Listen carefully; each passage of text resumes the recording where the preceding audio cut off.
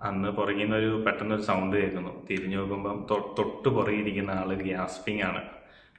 പെട്ടെന്ന് എഴുന്നേറ്റ് നോക്കി പൾസ് നോക്കുമ്പോൾ പൾസ് കിട്ടുന്നില്ല. പേഷ്യൻ്റെ റെസ്പോൺസോ കാര്യങ്ങളോ ഒന്നുമില്ല. പെട്ടെന്ന് തന്നെ ആക്ട് ചെയ്തു. എനിക്ക് മനസ്സിലായി പേഷ്യൻ്റ് കാർഡിയാക് അറസ്റ്റിലേക്കാണ് പോകുന്നതെന്ന്.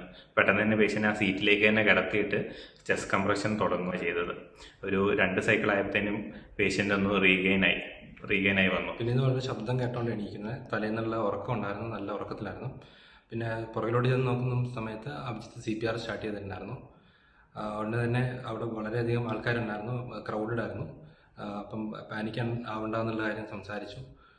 തുടർന്ന് 2 സൈക്കിൾ ഓഫ് CPR കഴിഞ്ഞപ്പോൾ തന്നെ പേഷ്യൻ്റ് ഹോസ് ടച്ച് ചെയ്തായിരുന്നു, പൾസ് ചെക്ക് ചെയ്തു. അതിനുശേഷം പൾസ് ഓക്സിമീറ്റർ അവൈലബിൾ ആയിരുന്നു. ഞങ്ങൾ പൾസ് ഓക്സിമീറ്റർ വെച്ച് പേഷ്യൻ്റെ വൈറ്റൽസ് ഒക്കെ നോക്കി. പിന്നെ BP ചെക്ക് ചെയ്ത സമയത്ത് BP നല്ല ഡ്രോപ്പ് ആയിട്ടുണ്ടായിരുന്നു. അപ്പം ഞങ്ങളുടെ കൂടെ ഒരു ഡോക്ടർ ഉണ്ടായിരുന്നു, അദ്ദേഹം അവിടെ എത്തി. പിന്നെ ഞങ്ങൾ അദ്ദേഹത്തോട് സംസാരിച്ച് ഞങ്ങൾ പെട്ടെന്ന് ഡിസിഷൻ എടുത്തു. ഒരു IV ക്യാനിലിട്ട് ഫ്ലൂയിഡ് സ്റ്റാർട്ട് ചെയ്യാൻ തീരുമാനിച്ചു. അങ്ങനെ ഞങ്ങൾ ക്യാനിലേഷൻ ചെയ്തു, അതുപോലെ ഫ്ലൂയിഡ് സ്റ്റാർട്ട് ചെയ്തു. നമ്മളൊരിക്കലും ഇങ്ങനെ ഒരു ഇൻസിഡൻറ്റ് ജീവിതത്തിൽ കാണാനോ അല്ലെങ്കിൽ ഇങ്ങനെ നടക്കാനോ ആഗ്രഹിക്കാത്തവരാണ്. പെട്ടെന്ന് ഇങ്ങനെ ഒരു ഇൻസിഡൻറ്റ് ഉണ്ടായ സമയത്ത് ശരിക്കും പറഞ്ഞാൽ ഞാനൊക്കെ അതിന് ട്രെയിൻഡ് ആയ ഒരാളാണ്.